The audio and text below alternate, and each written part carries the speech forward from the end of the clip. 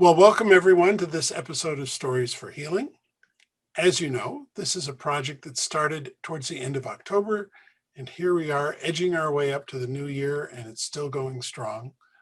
We're getting storytellers from around the world to come and share stories of healing and reconciliation, of growth and transformation. And today, I'm very pleased to be able to bring us Cassandra Wye, a storyteller who has a story for us today. So please, Cassandra, tell us a story. Thank you. I want you to imagine the island that was once called Borneo, where the rainforest stretches as far as the eye can see. And the trees, their branches reach up and up and up towards the sun, while their roots stretch down and down and down into the earth. And at the bottom of one of those trees, over many years, many hundreds of years, generation upon generation upon generation of one family have dug and dug and dug a home, a cave, a cavern beneath the roots. And living there now is grandmother, the eldest and always in charge, grandfather, who always does what he is told, mum, dad, aunts, uncles, and all their baby ones. Together they live in that cavern with roots making the roof of their world. But one day, the monsoon rains fall heavier than usual, heavier than normal, and the rain starts to seep into the ground and beneath the roots, and the tree starts to sway, and there is a crack, and one of the roots is broken, and the rain pours down into the cavern. Grandma looks up and she sees the heavens opening and the rain pouring. Quick, she says, run! And she grabs hold of Grandad. And Grandad, who always does what he's told, grabs hold of Mum. And Mum grabs hold of Dad. And Dad grabs hold of aunts. And aunts grab hold of uncles. And they all grab the babies and they run for their lives. And the water seeps up over their feet and over their ankles and over their knees and around their waist. But they run, holding on to one another tight, so very tight. And they run out of the cavern and into the forest above their home. But the forest is now a flood and the water knocks them off their feet and they're swirled and whirled around. Quick, says Grandma, swim! And Grandma is eldest and she's always in charge, and so Grandad does as he's told, and he starts to kick, and Mum starts to kick, and Dad starts to kick, and Aunt starts to kick, and Uncles start to kick, and all the babies kick as fast as they can, and holding on tight to one another, so very tight, they swim, and the current whirls them around and around, and bang, against a tree. Sanctuary. Oh, Sariah tree, please give us sanctuary, says Grandma. The Sariah tree looks down. Sanctuary to you who are rabble, who give me nothing in return.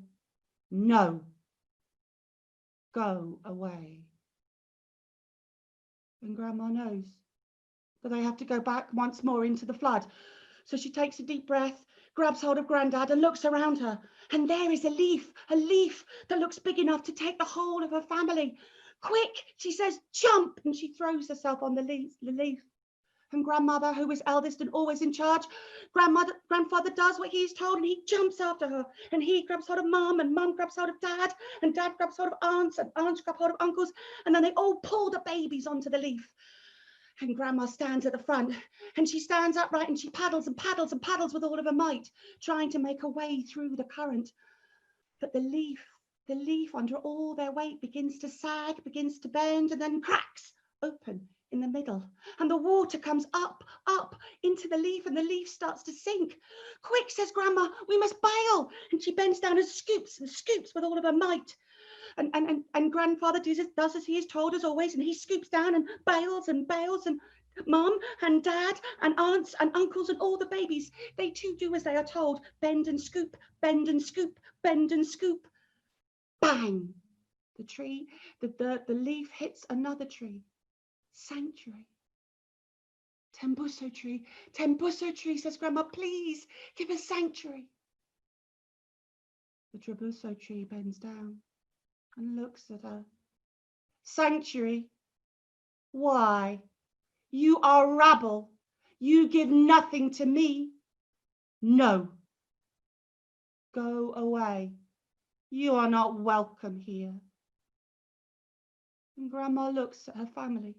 She looks at Grandad and Mum and Dad and aunts and uncles and all the babies. Look at their defeated bodies and their sad little faces. And Grandma knows that she is eldest and she is in charge and she will find a way. Quick, she says, buck onto the leaf. And she jumps onto the leaf and Grandad does as he's told and he jumps after her and Mum follows and Dad and aunts and uncles and they all reach down and grab the babies and hurl them on board. And off they go once again. But the littlest one, he is tired and his legs can't take his weight. And he finds himself falling, slipping off the leaf and back into the water. Quick, says Grandma, and she grabs hold of him. And she bounces there over the leaf, grabbing hold of him with all her might. And Grandad, he doesn't need to be told what to do. He grabs hold of Grandma, and Dad holds hold of Grandad, and Mum holds hold of Dad, and aunts and uncles, they hold on too. And all the babies, they too hold on. They hold on tight, so very tight. And by sheer strength of will, Grandma pulls and pulls and pulls the baby out of the water, back towards safety. But she is old, and she has done so much already. Her hands begin to slip, and the baby finds himself falling back into the water. He looks up at her, and then he is gone. And the last she sees of him is drifting off into the current, head face down. Bang! The leaf hits another tree. Sanctuary. And Grandma looks up at the Chendu tree. Please, please, give us sanctuary. And the tree looks down and opens its branches. Welcome. And Grandma, she doesn't know what to do. But Grandad does. He never really needed to be told. He grabs hold of Dad, and Dad grabs hold of Mum, and Mum grabs hold of aunts, and aunts grab hold of uncles, and they all grab hold of the babies, those that are left. They grab hold of the babies, so very tight, and they carry them up and up and up and up into the branches. And there they sit, huddled together, holding on to one another, so very tight. And slowly the warmth of the sun loosens their muscles, and they slump together and sleep. But Grandma doesn't sleep. She cannot close her eyes, for if she does, she sees in there this little body floating away from her. But she thinks, Chendu tree, there is something we can do for you in return for your sanctuary. You have the sweetest wood in all of the forest, and you know we like to eat you. But you have the softest heart of all the trees in all of the forests. And because of that, we will no longer eat you, for you have given us sanctuary. Thank you, says the tree. That is a great gift. And so they sit there, side by side, tree and ant, together in peace and harmony, which is sanctuary.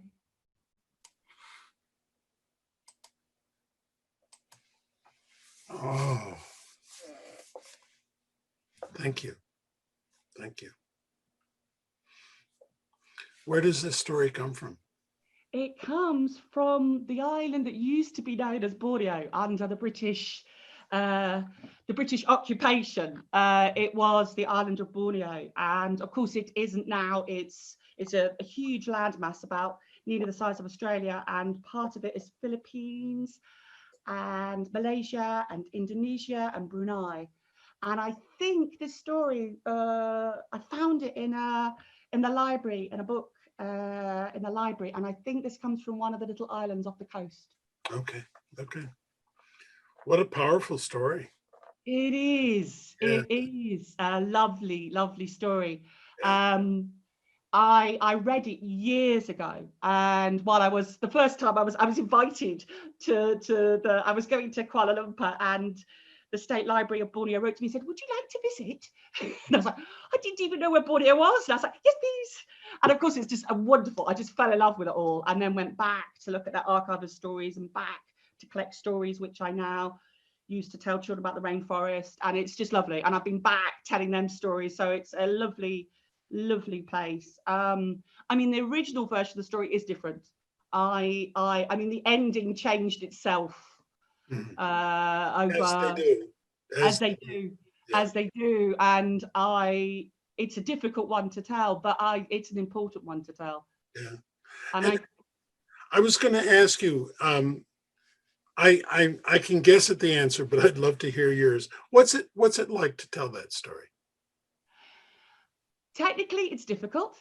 Mhm.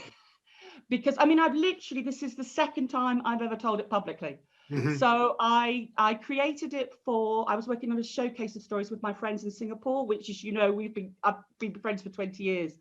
And we wanted to do something around the theme of migration. And it was one of the most powerful events I've ever been part of. I mean, everybody was telling stories, personal stories of their Chinese families' migration, traditional. It was just extraordinary. It was wonderful. But afterwards, I was asked to tell it again, and I was like, no, I think I'm done. That was why it was created. And then when we were talking last time, you mentioned about reconciliation, and I thought, before there is reconciliation, there needs to be justice. Mhm. And in my country, there is no justice for many refugees, and particularly, I don't know if you know about the Windrush scandal. There is no justice for all these children who came and worked in this country and have been treated so badly. And so sometimes I think we need to be reminded that there is, within our own countries, no justice, and there has to be justice before there can be reconciliation, before there can be peace. All right. So that's why I chose to tell it. Thank you. Thank you. Well, folks, if you ever had any questions about why we're doing this, you have a very good answer in this episode before you. I want to invite you all to share these stories, to share the YouTube and the Facebook, please, to tell stories to each other, but also to share as the characters in this story do, share their pain and share their comfort and share their truths. And that's what it really takes for us to get through these challenging times. So look for you next time. Thanks a lot.